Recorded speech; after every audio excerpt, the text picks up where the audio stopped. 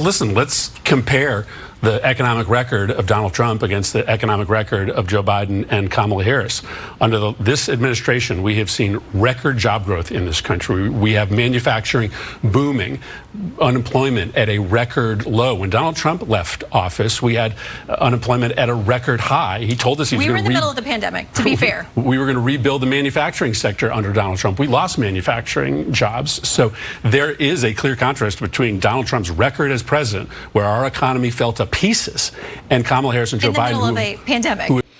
And I'll play much more from this exchange of Democratic Senator Chris Murphy's on Fox News with Shannon Bream. Shannon Bream repeatedly trying to interject and prevent the facts from being heard properly by Chris Murphy that he's outlining.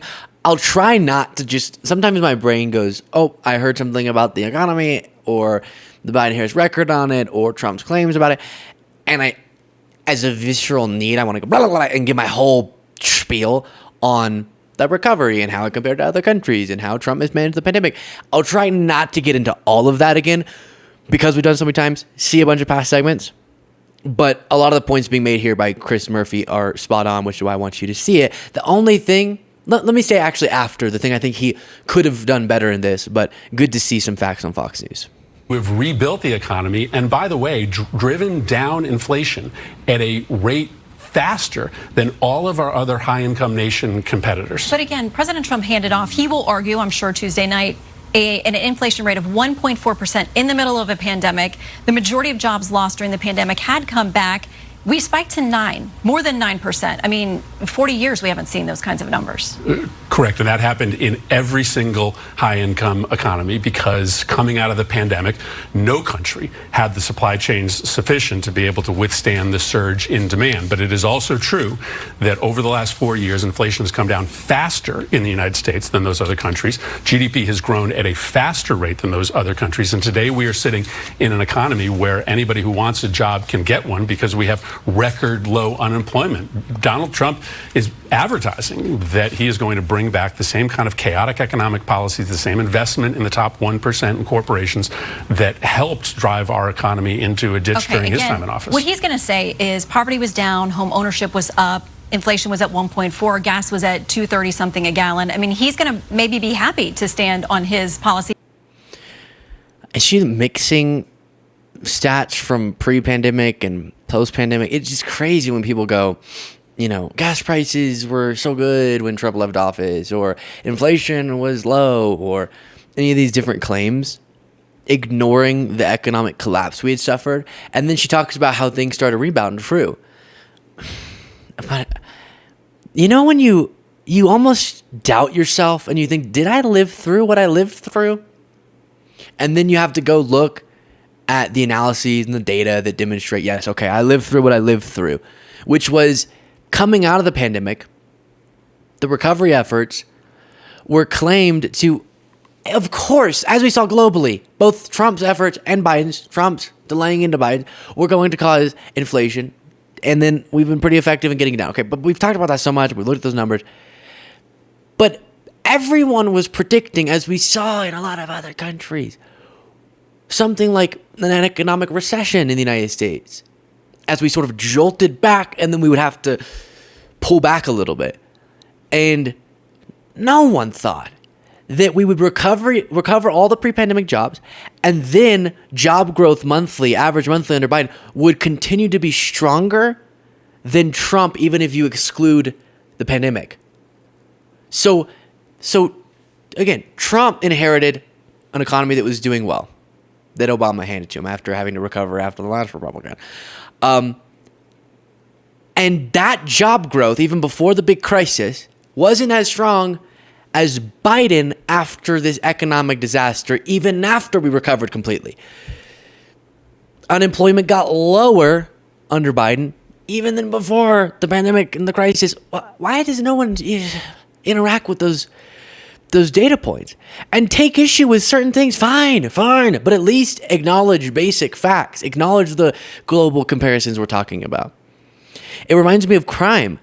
You can have a different stance, I guess, maybe, than me. You're probably wrong if you do, but you can have it. You could be wrong.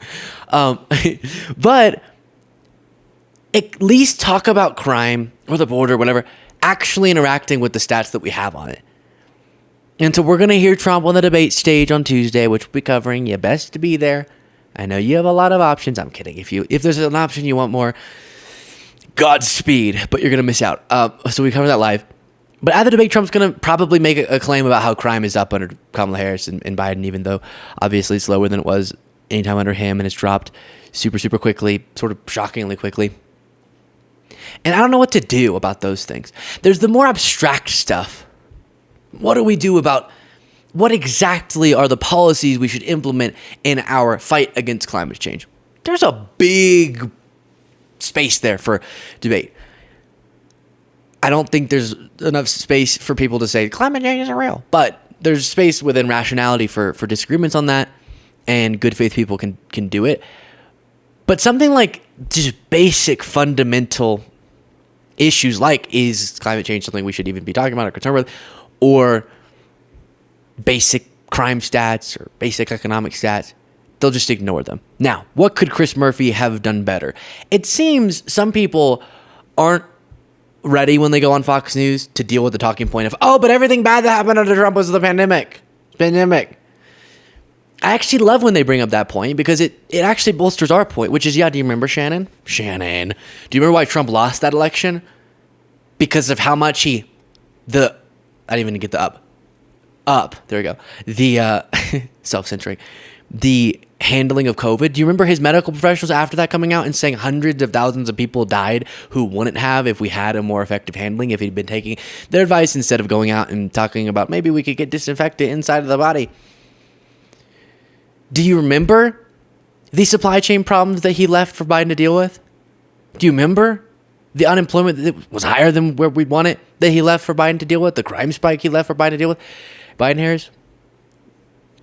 That you can go get it. Yes, bring it up. Because then we can talk about how you've tried to induce collective amnesia to make people forget that Trump was ever president during the pandemic. You're saying the pandemic caused the stuff? Well, then why do you never mention that when Biden pulled us out of all that stuff? Shannon. Quickly, before playing more from this exchange, I do need to talk about this, and my computer at the worst time is glitching out. But here we go. Media Eye reports Trump gains 4 points to pull ahead nationally in splashy new New York Times Siena survey. Former President Donald Trump leads Vice President Kamala Harris nationally by a single point. This is, to be clear, not the national average. She's still leading in that. We've been watching that. But to give a sense of, sometimes you have polls that remind us how close this is going to be, and has surged by 4 points in total over the last month. This is based on the New York Times Siena College poll. Just one poll. Whenever Harris is leading by a crazy amount in one poll, we say be mindful. There's one poll. Same thing here. But it notes that in battleground state polling, Harris is either tied or leading Trump, which is really good. But we can look at all this. We've done it many times with other polls. The important point is it's going to be close, okay? Polls, schmalls, at this point. Often they're insightful. But at this point, we just have to go out there and vote and get people to vote and all those good things. And then this is a little miscellaneous thing. I don't know if you saw, but Mediaite reports also that Kamala Harris actually does have bigger rally crowds despite Trump claims, finds the New York Times. And they had this extensive piece that's really cool. You can look it up, where they did analysis and proved that indeed, as Obama said, the size of Trump's crowds is smaller. I mean, it's smaller. They're less, despite the fact that he prides himself in having the biggest crowds. Here is more of this. Ahead of Tuesday's showdown, Vice President Kamala Harris is in practice sessions, sharpening her attack lines against the former president, as a brand new New York Times Siena poll shows the race in a dead heat. Joining me now, Harris-Walz campaign surrogate, Connecticut Senator Chris Murphy, member of the Harris-Walz campaign's National Advisory Board. Welcome back. Good to see you. Yeah, great to be here. Okay, so we're all looking at this debate. There is a lot at stake for both of these candidates, given how tight this race is. Mark Penn, longtime Democratic strategist, worked for both the Clintons, has this to say. He says, one interview, one debate.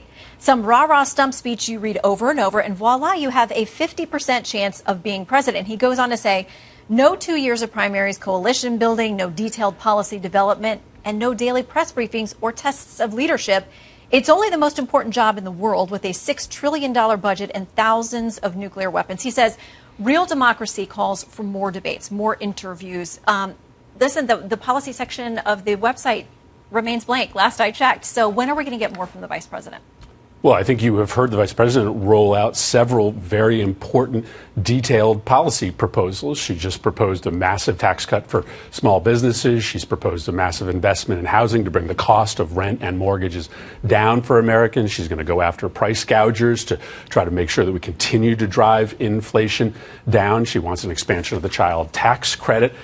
She's investing in the middle class. She's talked about an opportunity agenda where everybody has the chance to succeed, which is very different than Donald Trump's agenda. Donald Trump has made it very clear, if you put him back in power, he's going to think about only one group of people, and that's his friends at Mar-a-Lago, another massive tax cut for the richest people in America. So I don't doubt that Kamala Harris will continue to roll out proposals to invest in small businesses, to invest in the middle class. I think the contrast is pretty striking between a candidate on the Democratic side who wants to make sure that we grow the economy from the middle out, and Donald Trump, who still believes in this magical thinking of trickle-down economics, where if you give him and his friends billions of dollars, eventually that'll find its way down to everybody else. That's just not how it works. Well, you know, there's Brilliant. Absolutely brilliant response. Because you only got so much time on those airwaves. We here have the time to talk about the two parts to responding to what Shannon Breen said. She's talking about how Kamala Harris hasn't done many interviews, hasn't talked to the press as much as many would like. Didn't go through the process of primaries where you're challenged by voters and you're trying to refine your message. Fair. Absolutely. This is not an ideal situation. It's also much less ideal that Trump tried to overthrow our election and mishandled the once-in-a-lifetime crisis. So I'd also have preferred Kamala Harris to go through that extensive process and to have had more time to develop the nitty-gritty policy proposals that she's going to be implementing if she's president. It's important we contextualize that, though, with the fact that she is proposing things. He listed some examples there. The broader agenda is one that is bolstered by the record that she's been a part of as vice president, which is a pretty good training ground for president. And the guy she's running against gets asked policy questions and says something so incomprehensible on child care, for example, that I genuinely think you become less intelligent when you listen to that response from him. And so perfectly fair to say Kamala Harris should be doing more interviews. We should want that from our leaders. Put yourself in front of journalists a lot. Have more press conferences. Have more debates. And I can also say, if I were a campaign advisor, you're not as concerned with the overall principle of what's the best in a general sense, but instead what's best for this campaign. And if Kamala Harris sees great momentum and is seeing a lot of efficacy in holding the events she does, doing the CNN interview that she did, but not a gazillion, and spending time prepping for the debate and just promising to do this one for now and seeing how it goes, I understand the strategy behind that too. And it seems to be working so far. But yeah, sure, throw that concern.